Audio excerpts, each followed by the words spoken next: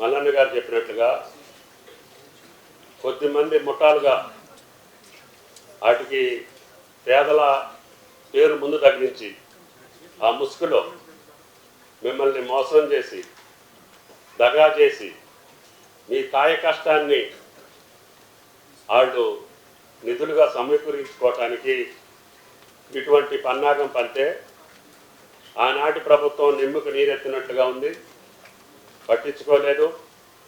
తర్వాత వాళ్ళు కోర్టుకు పోవటం మూలాన 23లో వచ్చినటువంటి కాంగ్రెస్ ప్రభుత్వం కూడా వెంటనే మీకు మౌలిక వసతులు కల్పించాలని చూసినా కూడా కోర్టులో ఉంది కాబట్టి వెంటనే కరెంటు కానీ మంచినీళ్ళు కానీ ఇచ్చే అవకాశాలు ప్రభుత్వ చేతిలో లేకుండా పోయింది.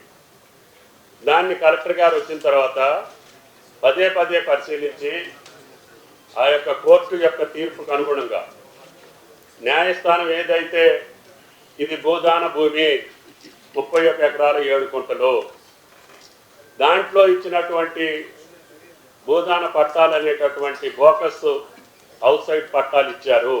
ఇందాక తీర్మానం మల్లన్న గారు కానీ ఏదైతే లబ్ధిదారులు కోరారో మౌలిక వసతుల్లో తాగునీరు కానీ రోడ్లు కానీ స్కూల్ కానీ చివరికి బట్టి గారు ఇందాక చెప్తున్నారు ఫంక్షన్ హాల్తో పాటు షాపింగ్ కాంప్లెక్స్